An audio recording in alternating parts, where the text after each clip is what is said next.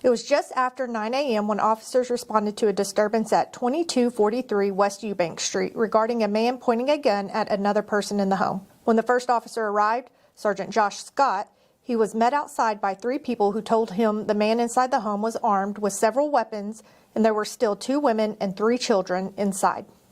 The suspect, identified as Kavon Ragan, stepped outside of the home onto the porch. What did I do? Hey man, come here, just come talk to me. Man. You got any weapons? No, I didn't do nothing. Well, just come talk to me. Bro, I didn't do nothing. I got kids in here, bro. I know, and everybody's telling me that you got guns, that you're not coming up. I don't have guns, I'm a felon. Okay, well, come talk to me real quick. Efforts were made to communicate with Ragan for several minutes. Reagan refused all commands and opened fire at officers, wounding Sergeant Scott. Outside, come to us! Come to us! Come to us! He's got a gun.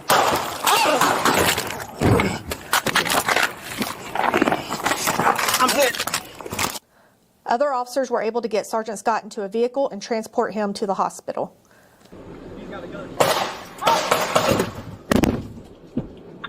Get down. Reagan then went back inside the home, refusing to come out.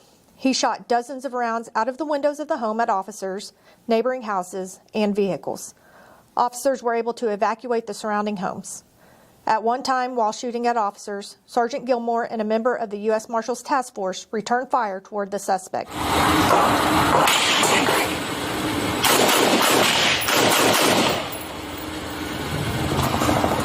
Armor, your guy's pinned down or to the south. You need to go south.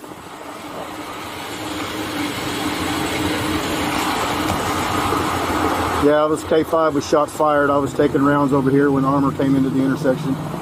A negotiator continued communicating with Reagan for several hours to try to get him to surrender peacefully, but he refused to do so. Reagan continued to shoot at and point his gun at several officers. Sergeant Music was able to get a clear shot of Reagan and discharge his firearm, striking and killing him. The women and children in the home were able to be rescued out of the home and were unharmed. Sergeant Scott underwent surgery and was later released. All officers who discharged their firearm were placed on administrative leave pending the outcome of the investigation.